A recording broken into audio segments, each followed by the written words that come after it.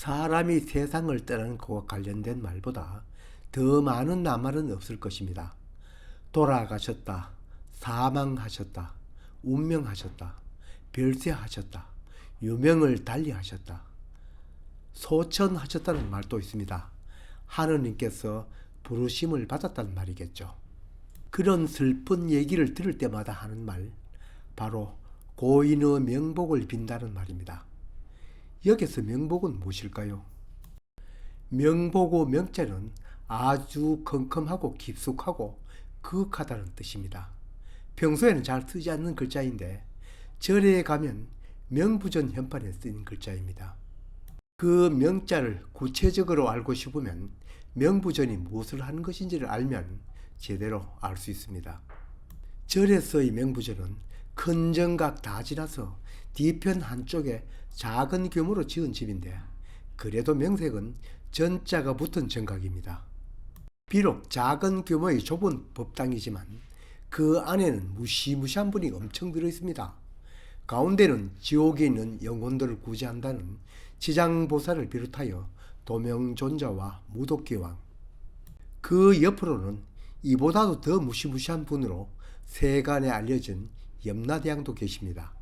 우리는 무섭다고 하는 염라대왕도 거기 모신 10분의 왕 중에는 5번째입니다. 그 10분의 왕들을 우리는 시왕이라 하지 않고 시왕이라고 합니다. 10월을 10월이라고 하고 6월을 6월이라 하지 않고 6월이라고 하는 것과 마찬가지입니다. 10분이 모셔진 정각을 시왕전, 시왕을 그린 태화를 시왕도라고 합니다. 이 10분의 왕들이 하는 역할은 앞에 얘기한 망자들을 심판하는 역할입니다. 바로 살아생전에 어떻게 살았냐는 거죠. 불가의 설은 사람이 죽으면 그 시왕들에게 불려가 하나하나 심판을 받는다고 합니다. 김천 직지사에는 명부전 외벽에 시왕들에게 재판을 받는 그림과 무시무시한 지옥의 모습을 그림으로 그려놓았는데 어느 절보다 그 양이 많고 상세합니다. 그 그림에 의하면 망자는 저승사자의 인도로 첫 일주 동안은 시왕 가운데 제1대왕인 진광대왕을 만나 심판을 받습니다. 어느 그림이나 시왕은 의자에 앉아있고 주위에는 그를 보좌하는 사람이 빽빽히 서있고 하단에는 옥졸들에게 벌써부터 벌을 받고 있는 사람들이 보입니다. 이 시왕들에 대한 설명이 모두 같지는 않지만 제1왕인 진광대왕은 칼도자 도산지옥을 관장하는 왕입니다. 그에게 걸리면 날카로운 칼이 산을 이룬 곳에 살게 됩니다. 2주째는 뜨거운 염산이 펄펄 끓는 화탕지옥을 다스리는 초강대왕에게, 다음 3주째는 3대왕인 송제대왕에게 심판을 받는데 거기에 걸리면 바로 한빙지옥으로 얼음으로 뒤덮인 세상이니 기한 없이 추위에 떨어야 할 겁니다. 4주째는 네 번째 왕인 오간대왕에게 불려가 심판을 받으면서 걸린 사람은 금수지옥, 즉 칼이 숲을 이루는 곳에 떨어지게 됩니다. 5주째에는 우리들이 잘 아는 염라대왕에 불려갑니다. 거기에 걸리면 바로 혀를 뽑는 고통을 겪는 발설지옥에 빠집니다. 다른 고통보다 바로 혀를 뽑으니 사람들이 가장 무서워하는가 봅니다. 6주째에는 변성대왕에게 심판을 받는데 이 대왕은 독사가 울거리는 독사지옥을 관장합니다. 7주째에는 태산대왕에게 심판을 받습니다. 여기에 붙잡히면 말만 들어도 무시무시하게 몸을 톱으로 자르는 고통을 겪는다고 합니다. 이렇게 7대왕으로부터 심판을 받는 날이 총 7주, 그러니까 49일입니다. 그 뒤로도 잘못이 밝혀지면 남은 3대왕에게 심판을 받는다고 합니다.